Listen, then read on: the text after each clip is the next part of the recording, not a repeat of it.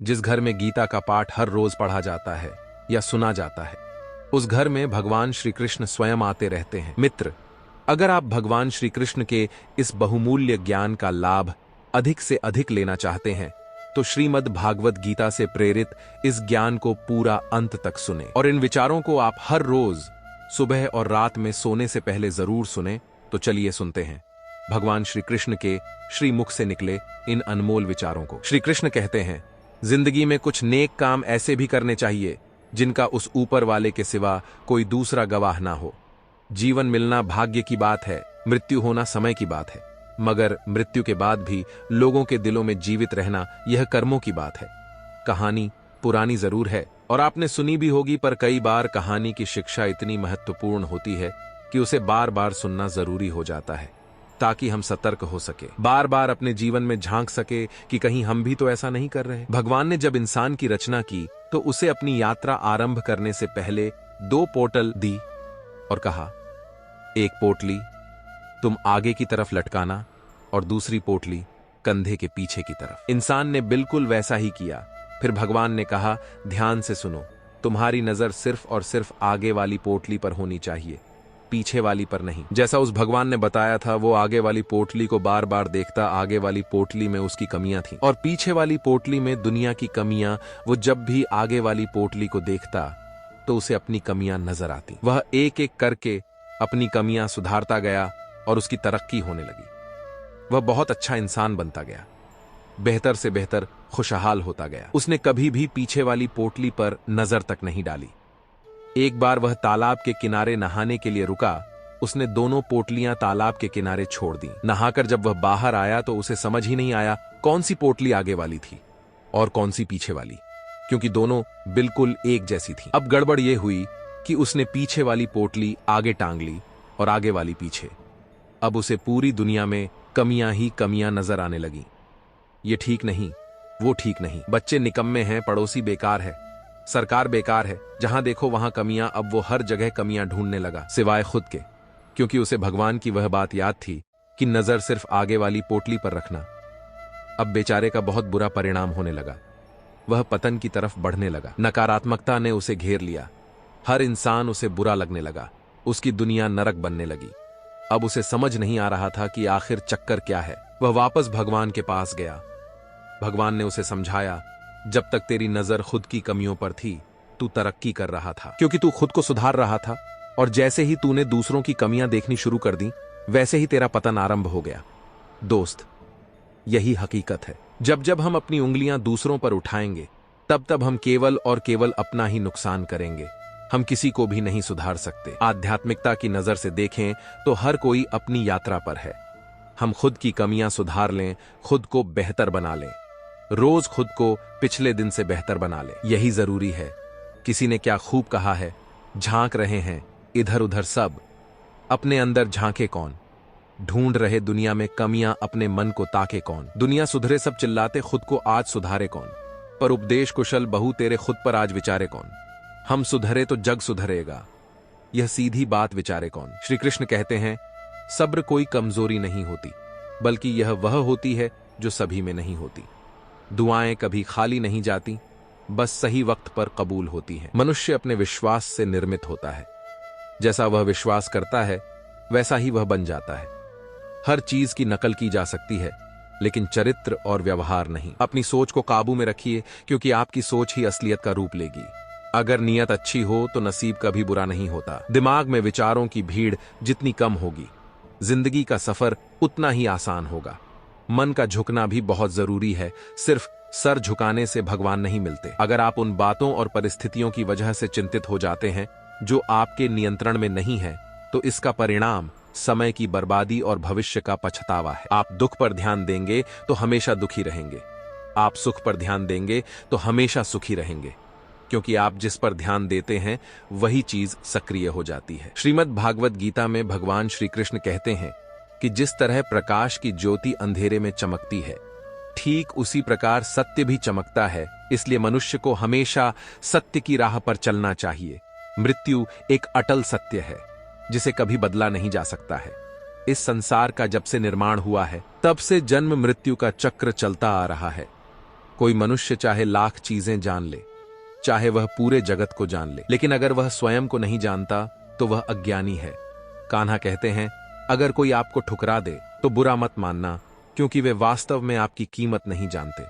बुरा वक्त गुजर जाता है, बस उस ऊपर वाले को हमारा सब्र आजमाना होता है। चेहरे पर हमेशा मुस्कान का यह मतलब नहीं कि जीवन में संघर्ष नहीं, बस ऊपर वाले पर भरोसा ज्यादा है। जिंदगी में अगर कुछ बड़ा करना है तब दो चीजें हमेशा याद रखना कि जो खोया है उसका गम नहीं, जो पाया है वह भी किसी से कम नहीं। तबीयत से व्यक्ति जितना कमजोर नहीं होता, उससे ज्यादा वह नकारात्मक विचारों से थकता है। जिंदगी में हम कितने सही और कितने गलत हैं, ये सिर्फ दो ही शख्स जानते हैं, परमात्मा और अंतरात्मा। नकारात्मक विचारों को अपने मन में प्रवेश करने की अनुमति ना दो, क्योंकि यही वह एक चीज होती है जो हमारा आत्मविश्वास कम कर देती है। कामयाबी कुछ नहीं, बस एक नाकामयाब व्यक्ति के संघर्ष की कहानी होती है। आपके खिलाफ होने वाली बातों को खामोशी से सुन लीजिए। यकीन मानिए, वक्त उन्हें बेहतर जवाब देगा। जिसने अपने को वश में कर लिया है, उसकी जीत को देवता भी हार में नहीं बदल सकते। अगर लोग आपकी अच्छाई को आपकी कमजोरी समझते हैं तो यह उनकी समस्या है। आप आईना हो, आईना बने रहो। श्रीमद् भगवद गीता में भगवान श्री कृष्ण कहते हैं कि हे अर्जुन, तुम्हारा क्या गया जो तुम रोते हो? तुम क्या लाए थे जो तुमने खो दिया? तुमने क्या पैदा किया था जो नष्ट हो गया? तुमने जो लिया यहीं से लिया, जो दिया यहीं पर दिया। जो आज तुम्हारा है कल किसी और का होगा, क्योंकि परिवर्तन ही संसार का नियम है और समय के साथ संसार में हर चीज परिवर्तन के नियम का पालन करती है। भगवान श्री कृष्ण कहते हैं, कर्म योग ही वह योग है जिसके माध्यम से हम अपने जीवात्मा से जुड़ पाते हैं। कर्म योग हमारे आत्मज्ञान को जागृत करता है। इसके बाद हम न केवल अपने वर्तमान जीवन के उद्देश्यों को, बल्कि जीवन के बाद की अपनी गति का पूर्वाभ्यास प्राप्त कर सकते हैं। इस योग में कर्म के द्वारा ईश्वर की प्राप्ति की जाती है। श्रीमद् भगवद गीता में कर्म योग को सर्वश्रेष्ठ माना गया है। गृहस्थ और कर्मठ व्यक्ति के लिए यह योग अधिक उपयुक्त है। कर्म योग सिखाता है कि कर्म के लिए कर्म करो, आसक्ति रहित होकर कर्म करो। कर्म योगी इसीलिए कर्म करता है कि कर्म करना उसे अच्छा लगता है। कर्म योगी कर्म का त्याग नहीं करता, वह केवल कर्म फल का त्याग करता है और दुखों से मुक्त हो जाता है। उसकी स्थिति इस संसार में एक दाता के समान है और वह कुछ भी पाने की कभी चिंता नहीं करता। वह जानता है कि वह दे रहा और बदले में कुछ मांगता नहीं, और इसीलिए वह दुख के चंगुल में नहीं पड़ता। संसार का कोई कार्य ब्रह्म से अलग नहीं है। अगर खुश रहना चाहते हैं तो लोगों की बातों पर कम और अपने विचारों पर ज्यादा ध्यान दें। भगवान पर विश्वास बिल्कुल उस बच्चे की तरह करो जिसको हवा में उछालो तो वह हंसता है, डरता नहीं, क्योंकि वह जानता है कि आप उसे गिरने नहीं दोगे। श्रीमद् भगवद गीता में भगवान श्री कृष्ण कहते हैं कि हे अर्जुन, मेरा इन तीनों लोकों में ना तो कुछ कर्तव्य है और ना ही मुझे कोई वस्तु प्राप्त करने योग्य है, फिर भी मैं कर्म करते हुए अपने कर्तव्य का निर्वाह करता हूं। हे पार्थ, यदि मैं कर्मों को करने में सावधानी ना बरतूं तो बड़ा अनर्थ हो जाएगा, क्योंकि मनुष्य सब प्रकार से मेरे ही मार्ग का अनुसरण करते हैं। यज्ञ से बचे हुए अन्न को खाने वाले श्रेष्ठ पुरुष सब पापों से मुक्त हो जाते हैं, और जो पापी लोग अपना शरीर पोषण करने के लिए ही अन्न पकाते हैं, वे तो पाप को ही खाते हैं। अर्थात जो लोग ईश्वर को याद किए बिना जिंदा करने में ही लगे रहते हैं, उन्हें चोर समझना चाहिए। केवल ज्ञान ही एक ऐसा अक्षय तत्व है जो कहीं भी, किसी भी अवस्था में और किसी भी हाल में मनुष्य का साथ नहीं छोड़ता। धरती पर जिस प्रकार मौसम में बदलाव आता है, उसी प्रकार जीवन में भी सुख दुख आता जाता रहता है। युद्ध हो या जीवन सफलता केवल 3 शस्त्रों से प्राप्त होती है: धर्म, धैर्य और साहस। कर्मयोगी कर्म फल के चक्कर में ही नहीं पड़ता, अतः वासनाओं का संचय भी नहीं होता। इस प्रकार कर्मयोगी पुनर्जन्म के बंधन से भी मुक्त हो जाता है। भगवान श्री कृष्ण कहते हैं, मनुष्य का मन वायु की तरह चंचल है। यह मन ही है जो मनुष्य को काम वासनाओं की तरफ भटका रहता है। अगर जीवन को सफल बनाना है तो मन पर काबू करना बहुत जरूरी है। मन को वश में करने से दिमाग की शक्ति केंद्रित होती है, जिससे कार्यों में सफलता मिलने लगती है। गीता के अनुसार जिस व्यक्ति ने अपने मन पर काबू पा लिया, वह मन में पैदा होने वाली बेकार की चिंताओं और इच्छाओं से भी दूर रहता है। साथ ही वह व्यक्ति अपने लक्ष्य को भी आसानी से प्राप्त कर लेता है। अगर मन को वश में नहीं करोगे तो वह तुम्हारा सबसे बड़ा शत्रु बन जाएगा। भगवान कहते हैं, जो मनुष्य सुख और दुख में शांत रहता है, जिसके राग, भय और क्रोध नष्ट हो गए हैं, जो मनुष्य शुभ और अशुभ वस्तु को पाकर ना प्रसन्न होता है और ना द्वेष करता है, जिन्होंने अपनी इंद्रियों को वश में कर लिया, वह स्थिर बुद्धि वाला मनुष्य मुनि के समान है। ऐसा मनुष्य स्थिर चित्त और इंद्रियों को वश में करके ज्ञान द्वारा परमात्मा को प्राप्त करके हमेशा संतुष्ट रहता है। क्रोध मनुष्य को नरक की ओर ले जाने वाला द्वार है।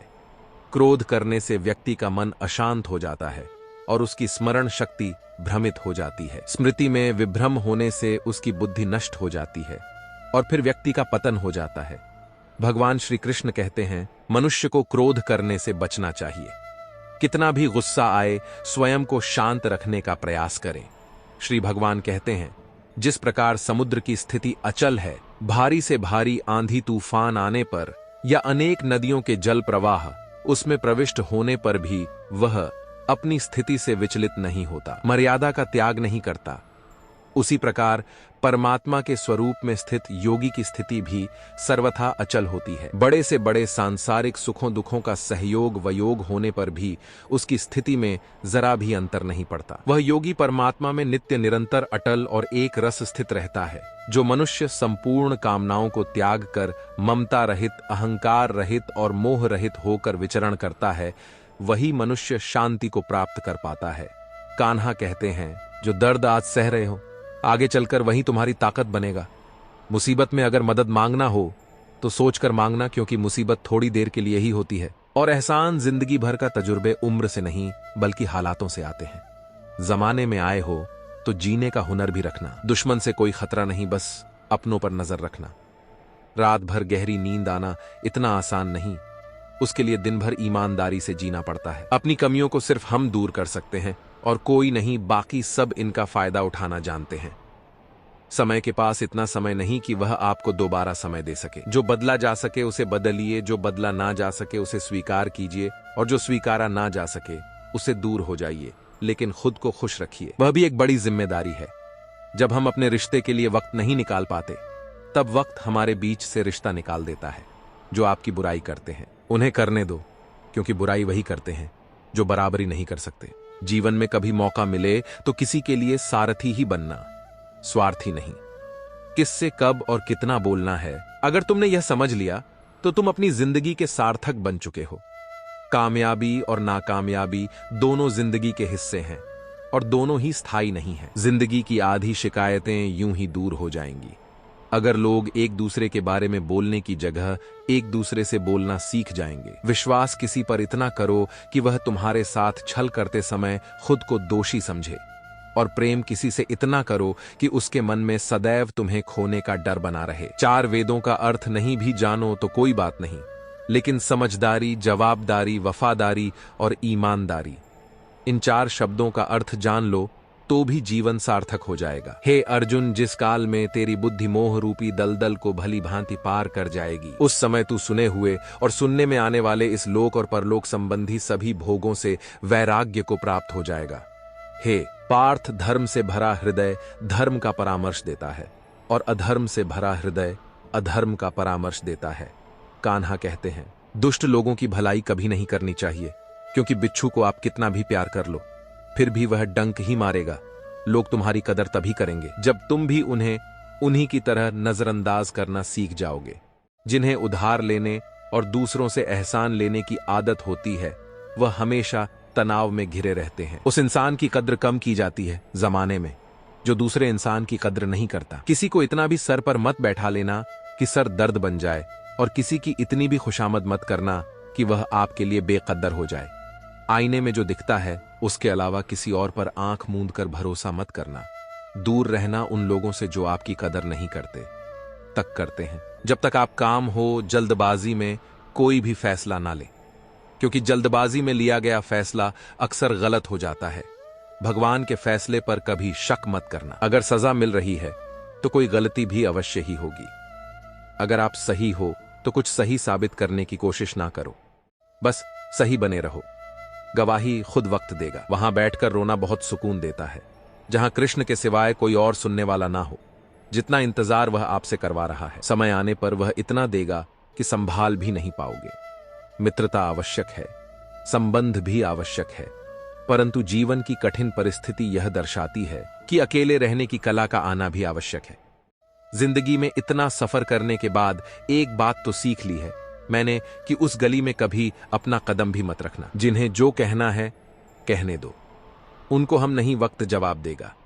क्यों भरोसा करता है तू गैरों पर, जबकि चलना है अपने ही पैरों पर। जिन्हें नींद से प्यार है वह सुहाने सपने देखते रहते हैं, पर जिन्हें अपने सपनों की कदर है उन्हें नींद तक नहीं आती।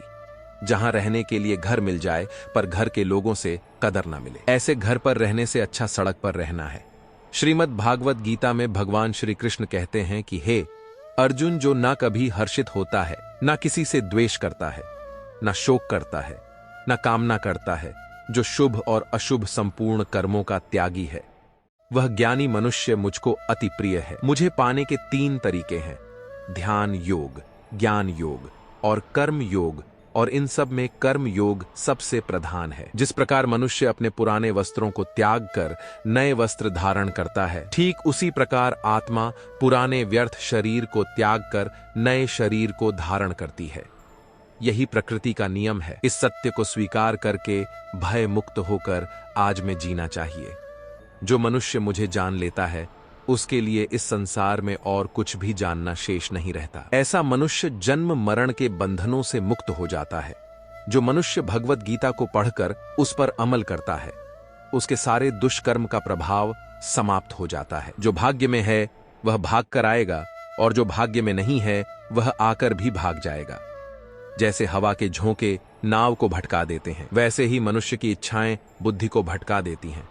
खुशी के लिए काम करोगे तो खुशी नहीं मिलेंगी, लेकिन खुश होकर काम करोगे तो खुशी जरूर मिलेंगे। यह चिंता छोड़िए कि लोग आपके बारे में क्या सोच रहे हैं। वे तो स्वयं इस चिंता में डूबे हैं कि आप उनके बारे में क्या सोच रहे हैं। दोस्तों, आज की यह जानकारी आपको कैसी लगी हमें कमेंट में जरूर बताएं। यदि आप हमारे इस दिव्य गीता चैनल पर नए हैं तो हमारे चैनल को सब्सक्राइब करें, जिससे आपको आने वाली अगली वीडियो भी देखने को मिले। जय श्री कृष्णा। धन्यवाद।